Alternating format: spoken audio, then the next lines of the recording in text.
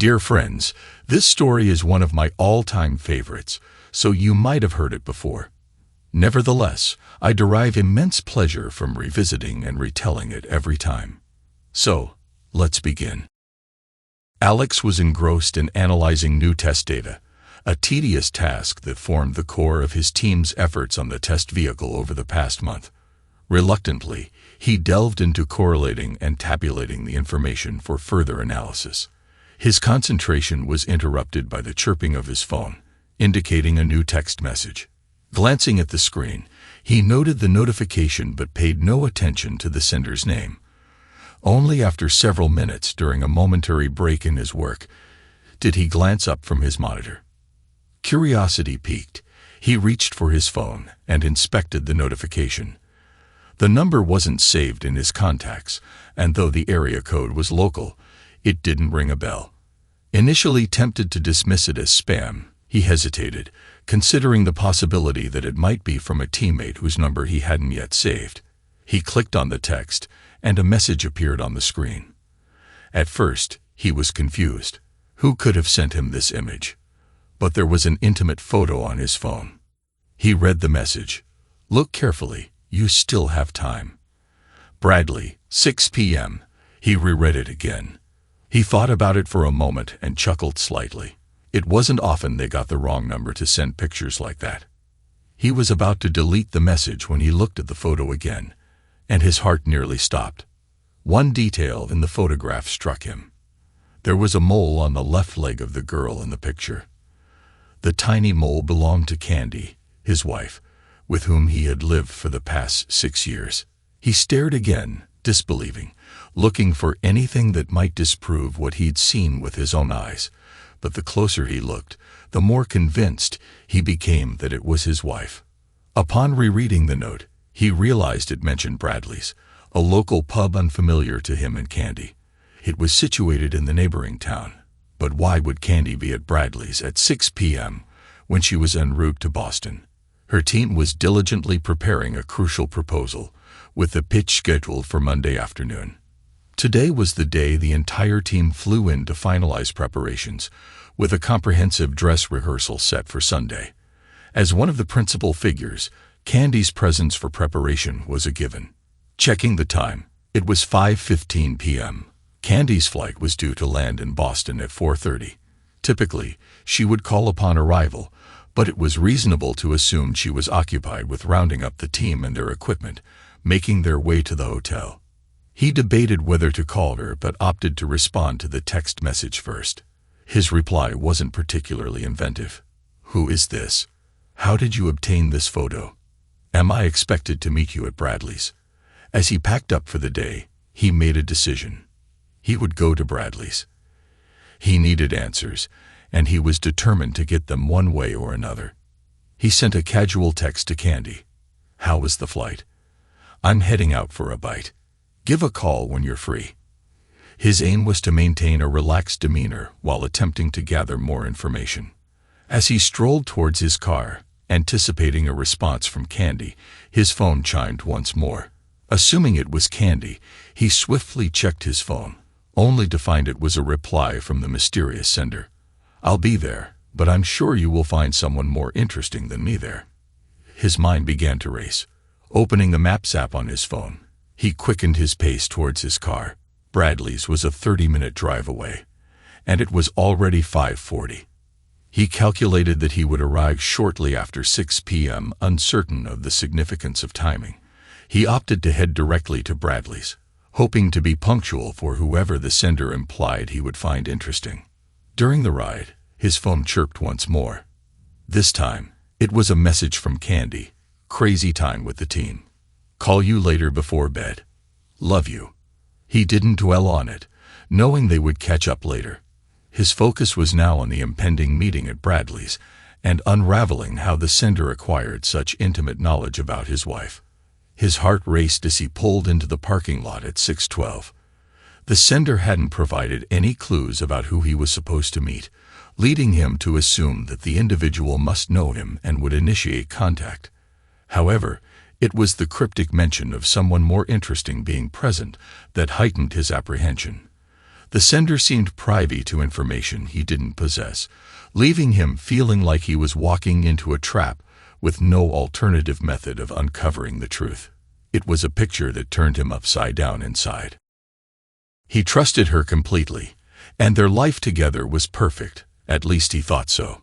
But there was only one way someone could have gotten a picture like that, and he was going to find out in about 5 minutes, and the thought of the finality of that answer horrified him.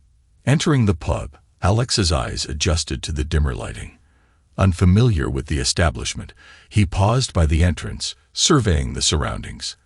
A spacious dining area lay ahead, while a bar was situated to his left. Opting for the bar, he settled onto a stool at the end. The bartender, just finishing an order for a well-dressed patron, approached Alex to take his order. Requesting a draft, Alex glanced back towards the dining area. His attention was drawn to a man who had just taken his drink order and was now crossing the room towards a table filled with jovial individuals. It was then that he noticed what the mysterious texter had hinted at.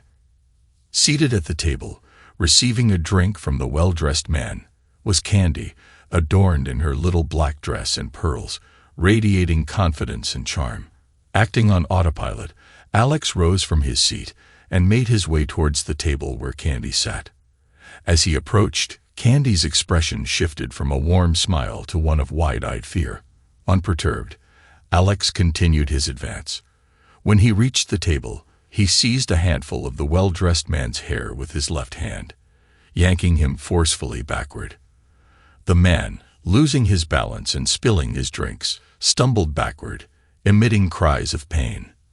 As Alex pulled him past, he released his grip and prepared to deliver a punch with his right hand, only to find the man tumbling out of reach, landing on the floor in a disheveled heap. Recognizing him, Alex issued a stern command, "Don't get up, Ben." "I mean it." Ben, previously well-dressed but now soaked in drink and crumpled on the floor, nodded silently, making no attempt to rise or speak. Alex glanced back at Candy, noting the sudden hush that had fallen over the table. Recognizing familiar faces among the group, all part of Candy's team, he couldn't help but muse. I guess team loyalty outweighs infidelity. Yet, amidst the silent crowd, he sensed one person who had chosen to divulge the truth to him. Briefly considering identifying this individual, he swiftly dismissed the notion as futile. "I'm going home. If there's any hope of salvaging our marriage, you'll come with me now," he declared, his gaze fixed on Candy. She nodded in response, beginning to rise, but he raised his hand to forestall her. "Give me a moment before you follow," he added before turning to leave. Before departing, he directed his attention to Leona Wilson, seated beside Vicky Thornton. "Leona, does Zach believe you're in Boston too?" "Vicky, is Maria under the same impression?" Their silence spoke volumes, unable to meet his gaze or answer his probing inquiry. The journey home passed in a blur, Alex finding himself in his driveway before fully registering his surroundings. Inside, he retrieved a beer from the fridge and settled into the living room. Zach Wilson and Maria Thornton were familiar names, but the other two couples were strangers to him. Reflecting on the evening's revelations, he debated reaching out to Vicky or Maria, but ultimately decided against it, unsure of what to say and feeling a pang of betrayal from their apparent deceit. Instead, he opted to send them a brief text, subtly hinting at his awareness. "Just heard from Candy that team travel plans seem to have changed. Might be worth giving her a call for an update." With that, he left them to choose whether to investigate further, satisfied that he had acted with honesty and integrity. About 20 minutes later, the sound of the garage door opening signaled Candy's return home. Alex remained seated in the living room, waiting her arrival. She entered, still clad in her little black dress, but now without shoes or jewelry. Taking the seat across from him on the sofa, Candy appeared composed. Alex chose to maintain silence, recognizing its potency in fostering dialogue. He was determined to let the weight of the quiet linger until Candy was ready to speak. It didn't take long for Candy to break the silence. "It's not what you think," she began, but Alex raised a hand, signaling for her to stop. "You have no idea what I think about what happened tonight." Alex replied evenly. "I'm not interested in a lengthy explanation. As engineers, we both understand that why questions often lack definitive answers. Instead, let's start with the basics. How long has this been going on? How many times? How frequently?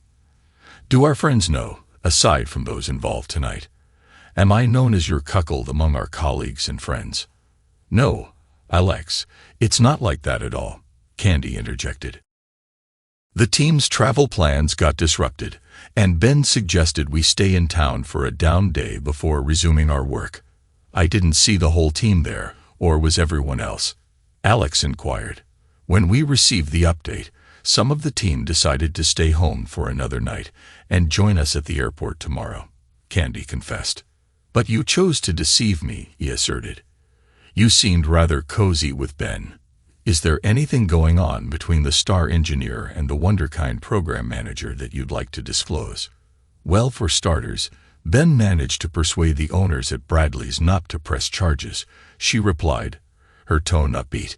His eyes widened in disbelief at her sense of loyalty. "I couldn't care less about your friend. If he hadn't tripped over himself, I might have rearranged his nose. The jury's still out on that, by the way," Alex retorted, a half-smile creeping onto his face. "Let him press charges. I've spent a night in jail before. It doesn't faze me. Besides, it might make for interesting testimony," he added, his tone laced with irony. "Do you love him?" Candy fell silent for a moment, gathering her thoughts. The weight of the silence hung heavy in the air, as Alex's mind raced to fill the void. "He's not my friend. There's absolutely nothing between us. Yes, I should have informed you about the change in travel plans, but it seemed insignificant whether I was in town or in Boston. You weren't expecting me, and I was still committed to the team. We were simply grabbing a meal before retiring to our rooms. There was no justification for your behavior. He was merely fetching drinks. You embarrassed me in front of my team," she exclaimed, her tone shifting to one of defiance as she attempted to deflect and assert control. He retrieved his phone and pulled up the incriminating text, sliding it across the coffee table to her. The expression on her face betrayed recognition. She knew there was no way to deny it. As she began to speak again, her tone lacked the earlier bluster. "Alex, our team is," she hesitated, searching for the right words. "Very close-knit in many ways. Most of us," she trailed off, struggling to articulate her explanation. "We have a small group that meets regularly. They were all at Bradley's. We were the ones shouldering the bulk of the work for the proposal. You know how much time I've been devoting to preparing our pitch. I'm not exactly sure how it all started. It was sometime after Ben took over as PM. We worked closely together, and I was drawn to him. And things just evolved," Candy confessed. "No whys," he interjected firmly. "Cheating doesn't simply happen. Clothes don't just come off. There are conscious decisions involved, and we both know that. So please don't insult my intelligence." "So it's been nearly 6 months," he mused, answering one of his own questions. "Around the time Ben joined the team, right?" She nodded in confirmation. "The team," he began again, pausing to find the right words. "You all," he let the sentence trail off, leaving the implication hanging in the air. She nodded once more. "And Ben suggested this was beneficial for fostering trust and team dynamics. Is that how he convinced all of you to engage in this consortium?" He questioned pointedly. "Now you're being crude. It's more than that. I feel a deep connection to Ben and the team, more than ever before," Candy retorted, her bravado resurfacing. Alex couldn't shake the feeling that this conversation was headed for a turbulent conclusion. "Unfortunately, there might be some changes coming to your team," Alex disclosed. "What have you done?" Candy gasped. "Alex, involving anyone else will only cause more harm. Let them deal with their own choices. We need to focus on us. Candy, you must understand that I can't remain silent and be complicit. I care about Vicky and Maria. Frankly, I feel more favorable towards them than I do towards Leona and Zach right now," he explained. "I messaged them about the altered travel plans. How your friends respond to their spouses and how their spouses handle those responses is entirely their concern. I can live with my decision. Alex, we have the most productive team in the history of Rica Incorporated." She was almost yelling at me. "And you've been profitable too, mister. Just because we had team planning meetings on Wednesdays doesn't mean you missed out on everything. I never denied you access to me when you needed it, so I slept with my team a little earlier. You never knew. And that picture you showed me, do you want to know about that?" Now she was mocking me. It was right after Ben and I slept together. And yes, Liana was there too. If you don't know about it, then it didn't happen, right? I froze in place, listening to the extent of the deception and the depths of my ignorance. "So now, just because you're aware, just because your fragile ego is bruised, you're willing to throw away everything my team and I have achieved," Candy hissed, her anger escalating with each word. Her fury was contagious. Alex felt his heart racing as Candy passionately defended her team's questionable dynamic, fueling his own growing resentment. For a brief moment during his drive home from Bradley's, he entertained the idea that perhaps he could forgive a one-time transgression with Ben. But that thought had been swiftly extinguished in a bloody demise. He didn't need to hear anymore. He didn't want to hear anymore. Yet Candy persisted. "No, we won't let you off the hook that easily. You're going to text Vicky and Maria and tell them that you heard from me and we were stuck in Atlanta but have arrangements for the morning. That's the story Leona and Zach will stick to, and you're going to support it. Damn it," she shouted. "There's millions at stake in this deal, and your grievances mean nothing. Send the text, and then we can discuss how to proceed." "How to proceed?" Alex countered, his own voice rising in anger. "There's no proceeding from this. You're leaving. Now, you and your twisted team and your ringleader Ben can carry on however you please. We're finished. I'll contact a lawyer this week to get the ball rolling. It's a straightforward 50-50 split. You keep your retirement and I'll keep mine," Alex declared. "But go. You have reservations in town. Use them. Head off to Boston and notch up another victory for you and your team." "Alex, please send those texts," Candy implored, her voice softer, more pleading. "If we lose Liana or Zach before the presentation, the company stands to lose millions. We could miss out on tens, maybe hundreds of thousands in commissions and bonuses. Just imagine all the places we could travel together with that kind of money. Just you and me. Forget about this and take me back. Please, Alex, don't let some insignificant fling derail our future. Ben says I'm on the fast track to executive status. All I have to do is maintain our level of productivity for a few more years. Don't you want that for me? For us?" she pleaded. "Candy, just go," Alex managed to utter before he was struck hard in the back, knocking the wind out of him as he collapsed to the floor with a knee pressed into his back. "Don't hurt him too badly," Candy instructed. "So, the jury's still out on breaking my nose, huh?"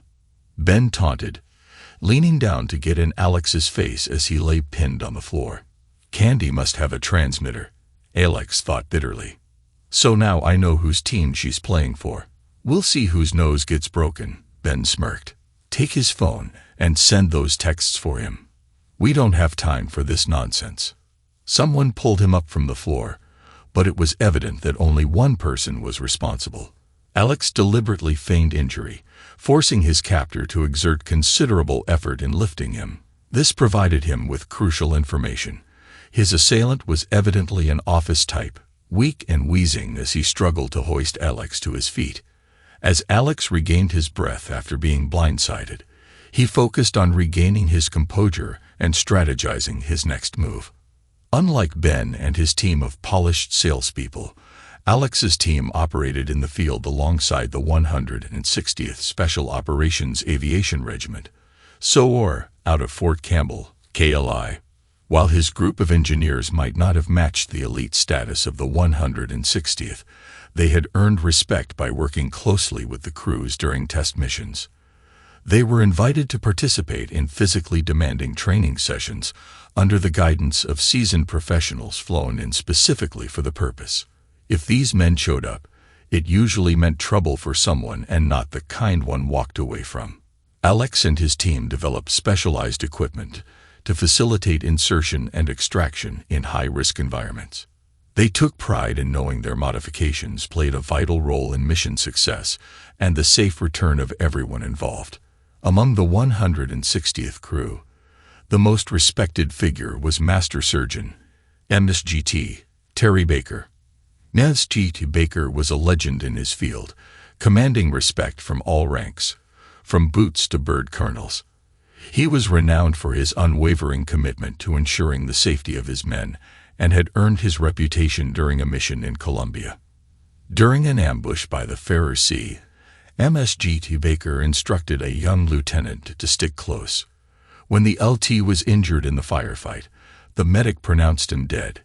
"He's gone, Top," the medic reported, but MSGT Baker refused to accept it and ensured the LT was evacuated safely, embodying the motto of never leaving anyone behind.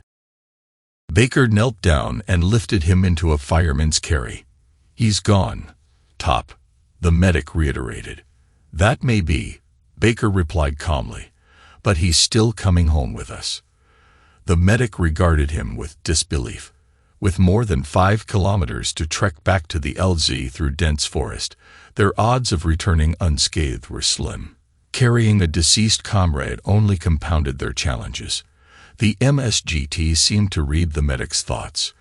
"I'd do the same for you, Zach," he reassured the medic. "Stay close in case I need you." What ensued would become the stuff of legend.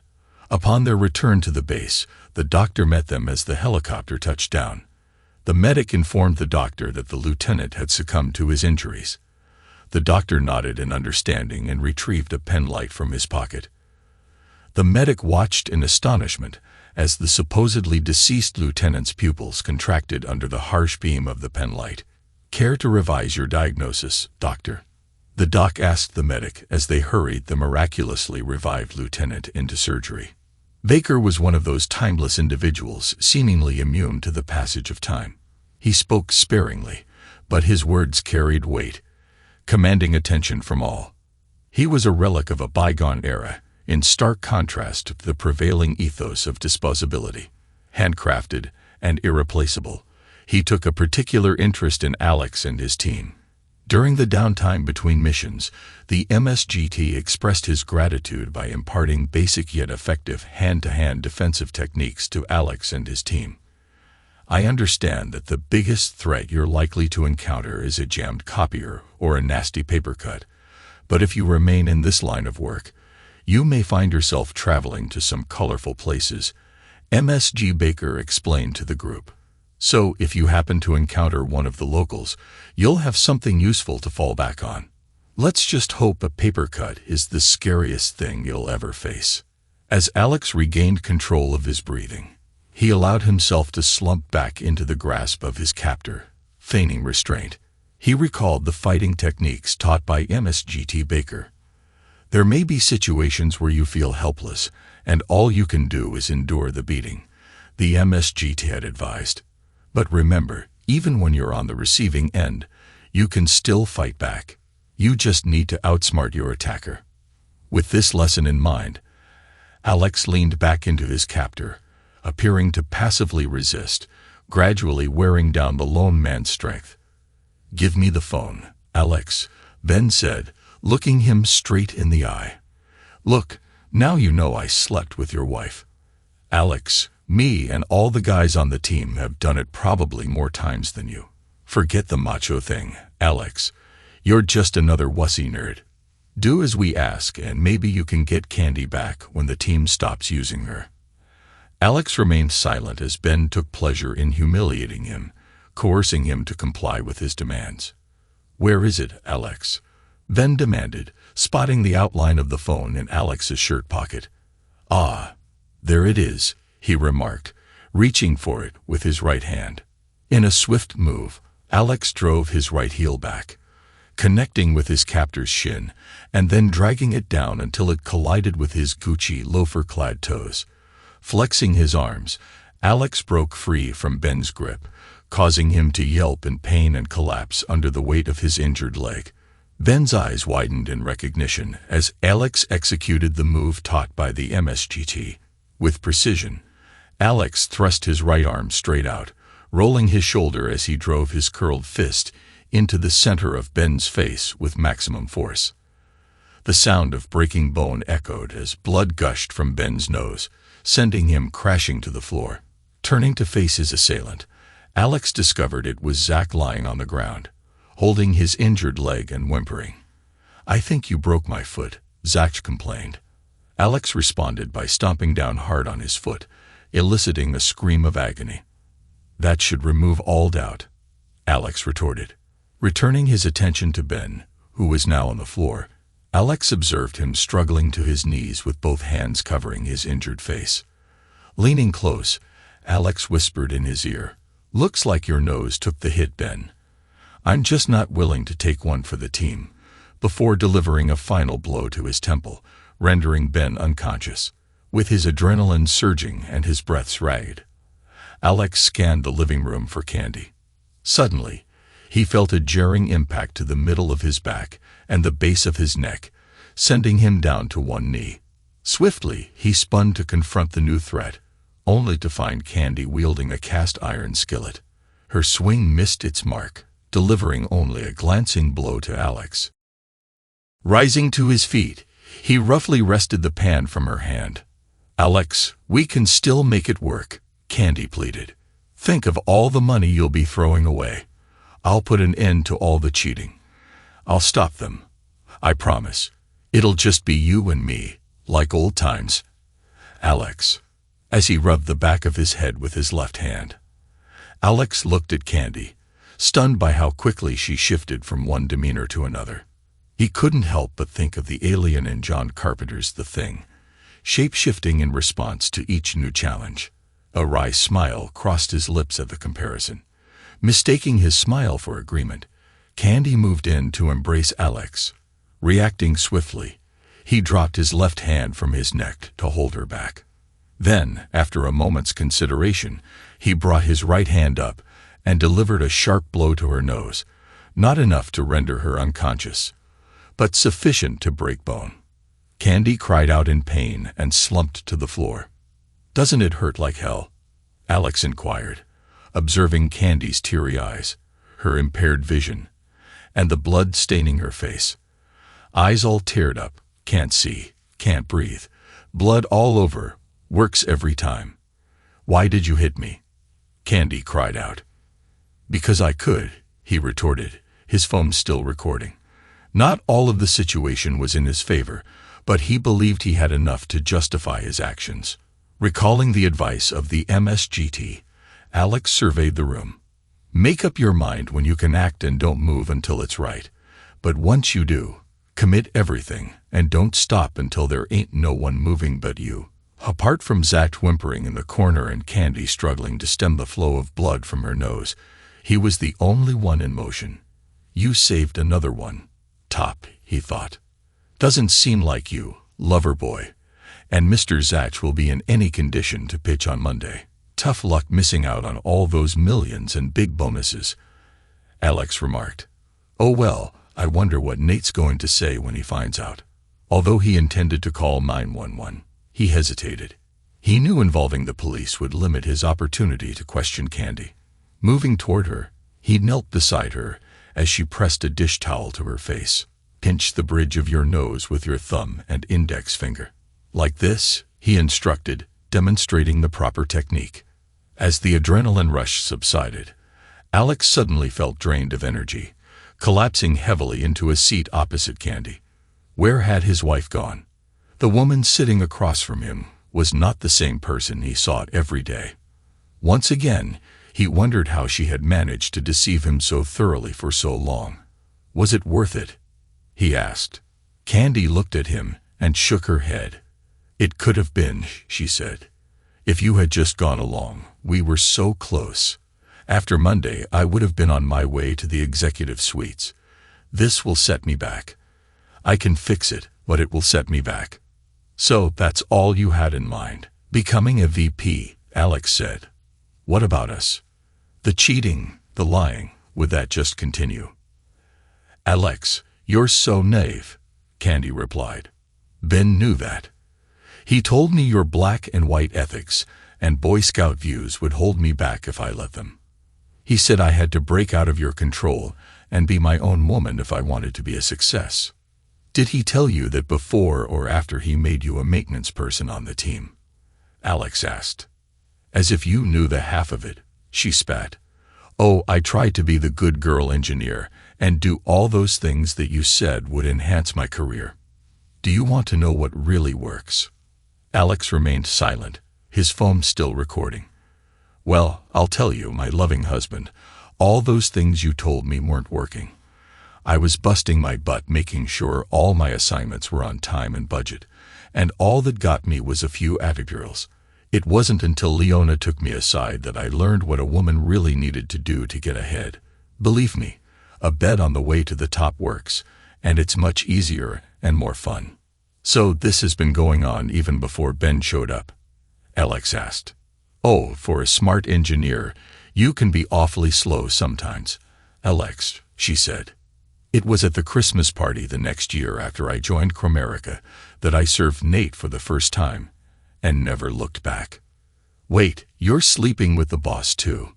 Nate Vandale, Alex asked incredulously. Yes, Alex, Nate, Ben, Zach, anyone on the team that could help me with my career. Even now, you think you have it all figured out. We told Nate where we were going when we headed over here. Right now, he's getting the rest of the team rounded up. They'll be given a cover story about our absence. They'll have to make the pitch without us, but I think the extra effort we put in with their purchasing managers will pay off. Do I really want to hear this? He thought. Oh, what the hell? Why not? Alex prodded. You always were a go-getter, Candy. It was so easy. I don't even want to call it an effort, she laughed. It was so easy at the bidders conference with the men that we had to get more creative with Molly, the token woman on the selection committee. Funny how I can even seduce a woman, but I had to involve old man Ben to do it. She was situationally bi-curious. And given the promises that we'd start working together after the contract was finalized, yeah, we got a selection committee. Why all this then? I mean, if it's all greased, why the strong-arm stuff? Alex asked. That was Ben's idea, the dumbass. I told him to chill, that I'd come home, make you happy with something, and be back in time to catch a plane. But he had to go to Alpha. Look what that got us. So now, instead of being the face of a winning team, I'll be back to pleasing Nate. Like I said, fixable, but it will set me back. You wouldn't have bought me so cheap, he said. Maybe not, Candy replied, but I still would have made the flight. Well, you sure as hell ain't making that flight now, he said.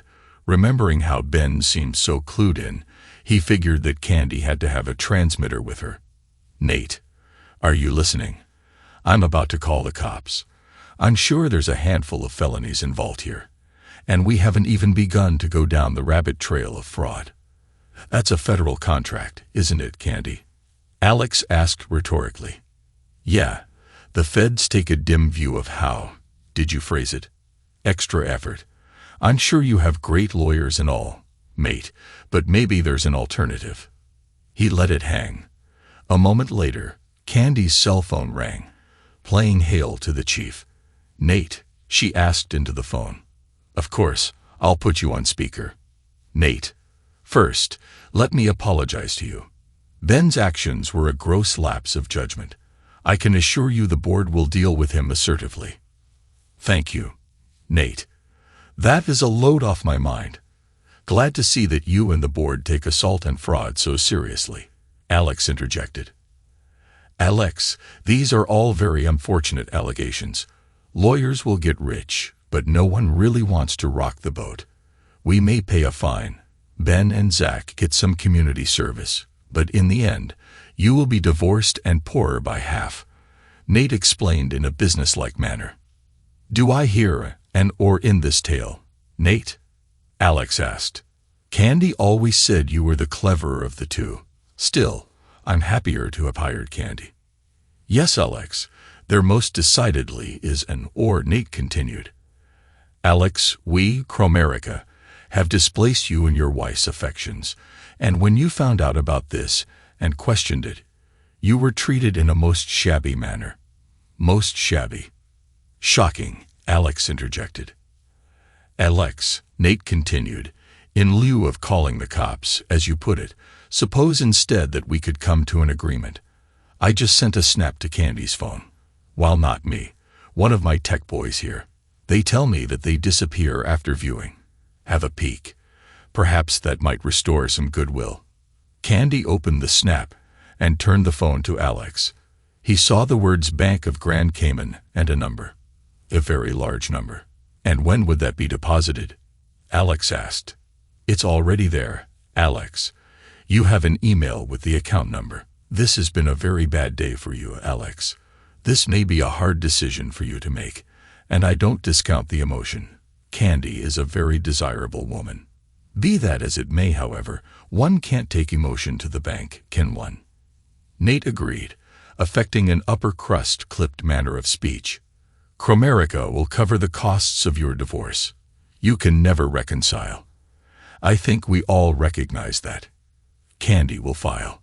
She will ask for her personal belongings and her retirement. He contemplated for a moment before responding.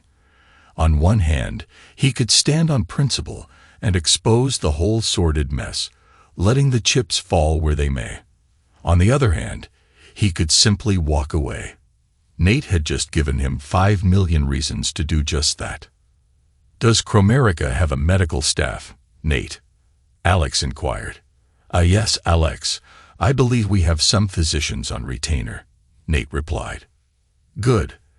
Alex said, you better load a few into a limo and send them over here to pick up your team. We are in agreement then, Nate asked. Candy who? Alex retorted. Precisely. Nate agreed. Are we done, Alex? Nate asked. Goodbye, Nate, Alex said, ending the call. Alex put away his phone and turned off the recording app before slipping it back into his pocket. I knew you would see it our way, Alex. We can still be friends with benefits. When this is all over, Candy suggested, attempting to summon what she thought was her most winning smile. However, even her incandescent smile couldn't reverse the effects of her ruined nose. Her eyes were turning black, and dried blood trailed down from her nose to her chin. Alex found the sight somewhat comical and allowed himself a smile. Once again, Candy misinterpreted his smile for agreement and leaned in to kiss him. Alex swiftly put out his right hand to stop her. He cupped her face with his hand and pushed her back until she fell with a thump onto the couch. Either I hit you too hard or not hard enough. In what world would I want to kiss you, Candy? He stated firmly, looking down at her hurt expression. Take whatever you want, but have it out of here tomorrow, Alex said, walking toward the door. He paused next to Zach. Foot still hurt? He asked. Zach responded with a whine. Hell yeah, you bastard, it still hurts. Without another word, Alex delivered a swift kick to Zach's groin, causing him to curl up in pain and moan. Moving on to Ben, who had managed to sit up, Alex reassured him. I'm not gonna hit you, Ben. Ben smiled, but his smile vanished as Alex's foot made contact with his testicles. Ben rolled onto his side in agony, and Alex walked out. He climbed into his car, unsure of his destination, but knowing that food and shelter were essential. After grabbing a burger from a nearby takeout place, he checked into a Red Roof Inn just outside of town, near the freeway, and fell asleep as soon as his head hit the pillow. Despite the aches and pains from numerous confrontations, Alex woke early the next morning and dragged his weary body out of bed. He prepared some motel room coffee when his phone chimed. signaling a new message. It was a text from the number.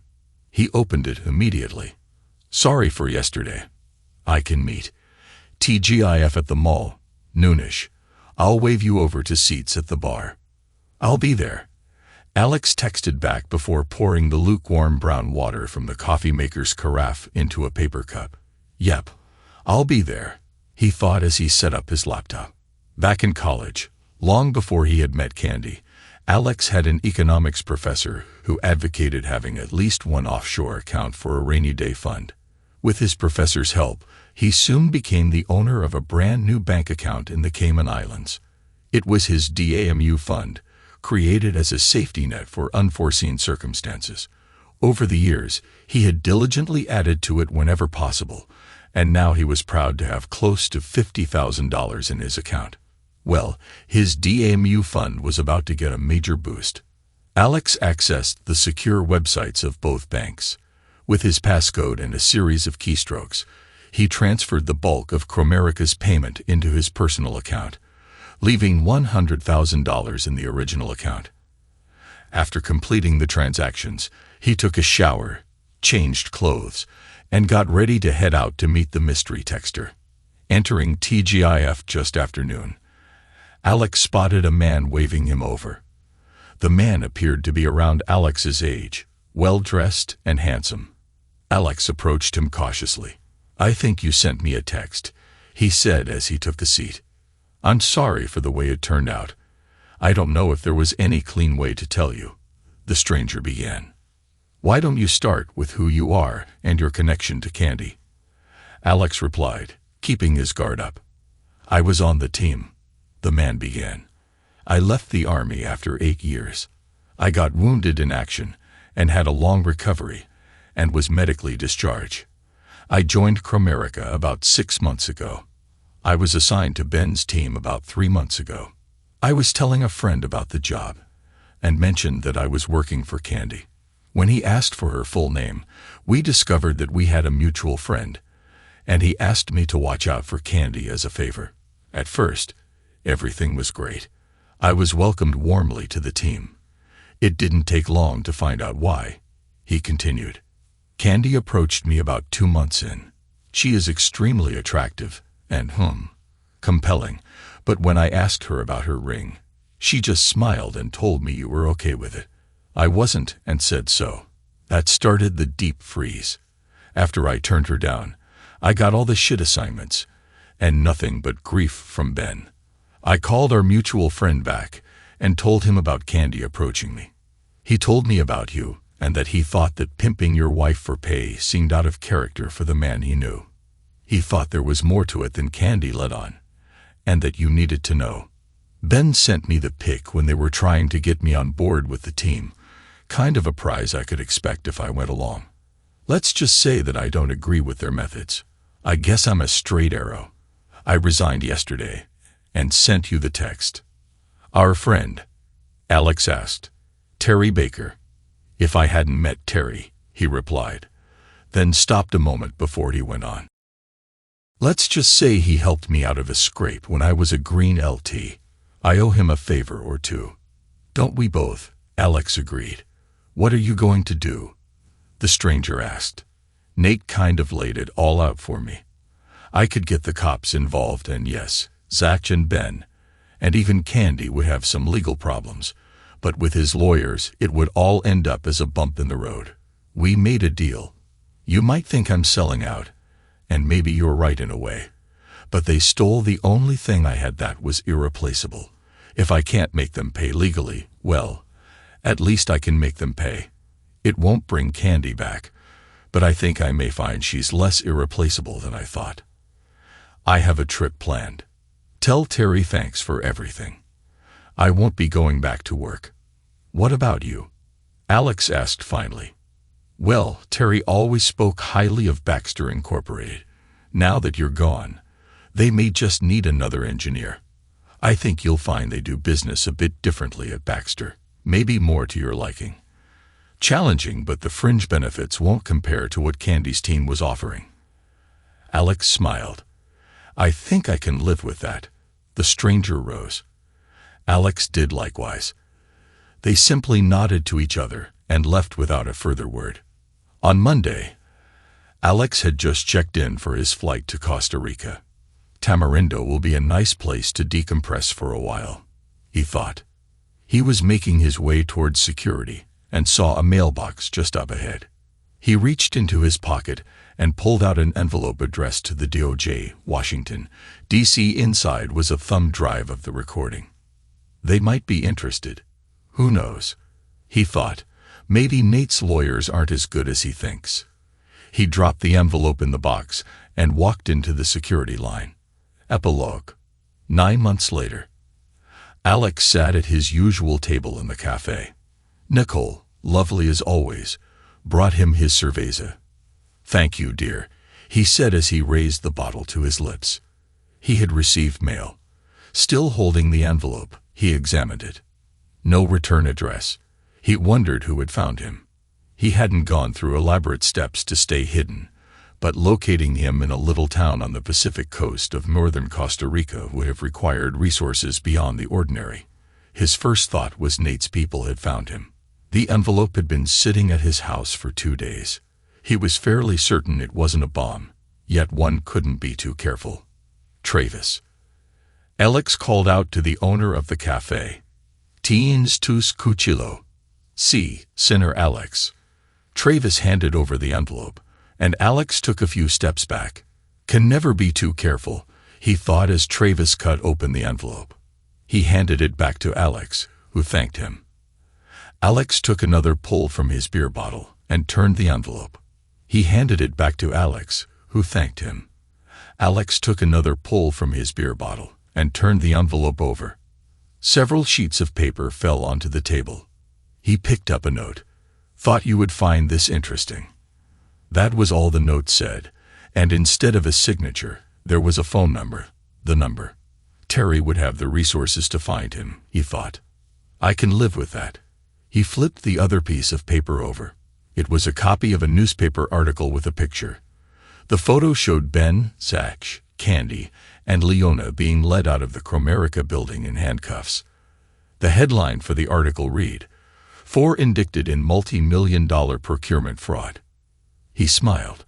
Maybe Nate's lawyers aren't everything he thought they were, he said to himself, a habit he picked up since his Spanish was weak and English wasn't widely spoken. He liked to hear English conversation, even if it was just him talking to himself. "Nicole, ultra cerveza por favor," he said as he held up his empty bottle. "Say, Mr. Alex." "Gracias, Nicole," he said as he accepted his beer, took a swallow, and looked out at the deep blue Pacific. Candy who. Thanks to everyone who took the time to listen to today's stories. If you enjoyed it, please consider liking and subscribing if you haven't already. Feel free to share your thoughts on the events in the comments below. Take care.